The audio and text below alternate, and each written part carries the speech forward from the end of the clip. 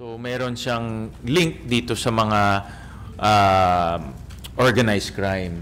At in fact, meron ding mga information na siya mismo gumagalaw para magkaroon ng connection sa iba't ibang mga ahensya. Si Mayor Go ay nasa gitna itong Pogo company na nag-apply sa Bamban, itong Hongsheng.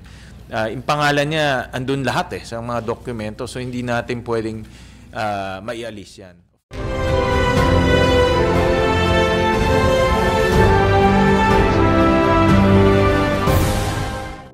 Sir, how's the executive session yesterday? Marami po ba kayong mahalagang information o mga documents na nakuha mula doon sa mga concerned government agencies na invited sa executive session? Actually, two parts yun. Una with yung intelligence agencies, and then pangalawa, in-expand sa mga ibang enforcement agencies. After nung first part, kinilabutan ako dahil nga na-confirm ng ating mga intelligence agency yung kinakatakutan natin na lumalalim na yung ugat nitong Pogo. Malalim, ibig sabihin yung kanilang impluensya umaabot na sa mga politiko, umaabot na sa mga enforcement agencies tulad ng Kapulisan, Bureau of Immigration, at pangatlo, meron silang binanggit doon na pati yung mga local na criminal syndicates ay nakakasama na nila.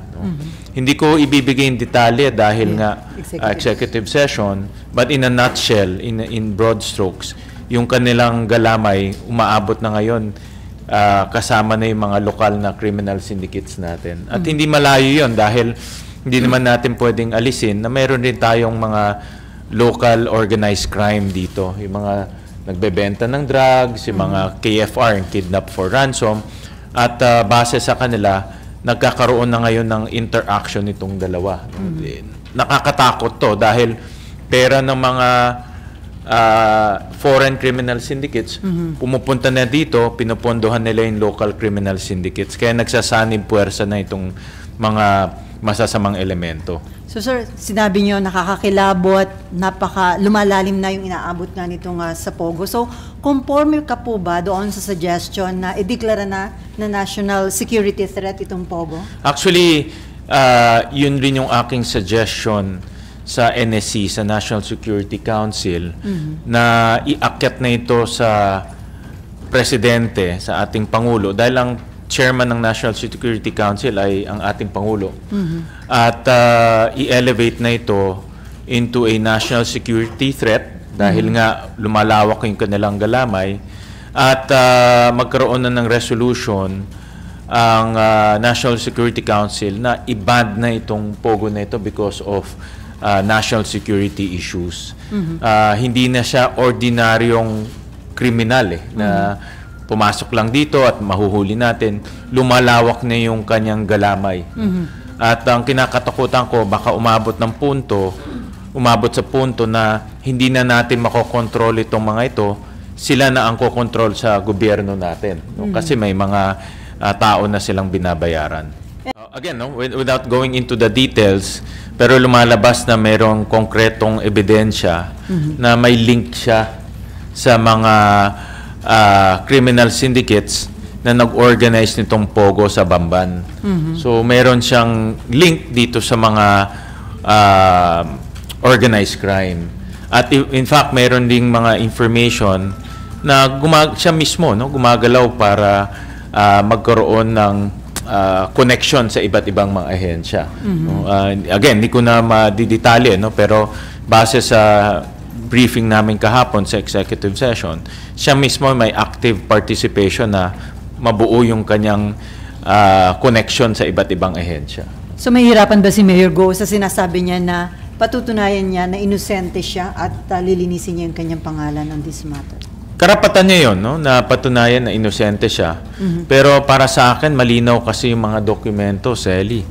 Yung letter of no objection, nakapangalan sa kanya. Yung application ng Hongsheng, nakapangalan sa kanya. Yung building permit, siya ang applicant. Lahat ng mga iba't ibang permit, siya yung applicant. Yung Baofulan, siya yung may-ari. So, lahat ng dokumento nakaturo sa kanya No?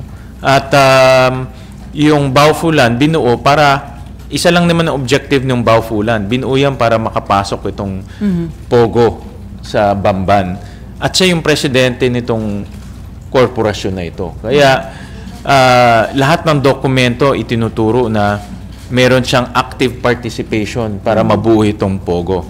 Bigyan ko kayo ng halimbawa, linabas doon sa hearing yung application sa PLDT for internet. Yung application na yon siya ang nakapangalan doon. So ibig sabihin itong internet kasi mag-a-apply ka para sa Pogo eh. No, hindi to nakita ko yung bill 120,000 per month kasi nga high capacity line, no? Tawag nila lease line.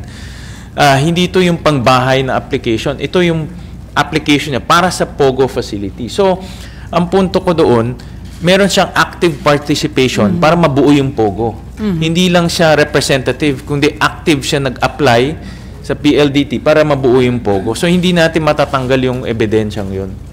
So, dahil nga kiniklaim na innocent daw siya, ngayon po nag-file ng motion for reconsideration sa Office of the Ombudsman, yung abogado ni Mayor Guo, para daw i-lift yung preventive suspension issued by the Office of the Ombudsman. Sa tingin nyo, hindi ito mapagbibig? Delikado yan.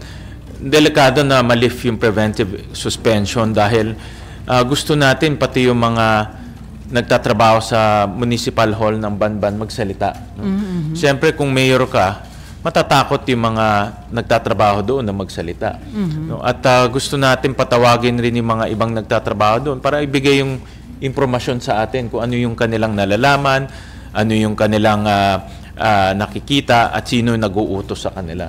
Pag nandyan siya, obviously, pwede niyang impluensyahan niya. Kaya, importante na patuloy yung kanyang preventive suspension habang nag-iimbestiga yung mga enforcement agencies. No? Senate, kasama na doon ng Senado, kasama na yung ibang mga ahensya. So, you're hoping na hindi... I'm hoping. Ako, I'm very confident na hindi mag-grant yan. No? Nabasa ko yung order ng Ombudsman at yung petition ng DILG at matibay yung petition ng DILG. So I'm very confident hindi mag-grant. Pero having said that, gusto ko lang ipaliwanag na pag ma-lift yung suspension na yan, may impluwensyahan niyo yung mga taong nagtatrabaho doon. No? So importante yung mga nagtatrabaho doon ay makapagsalita sila ng malaya.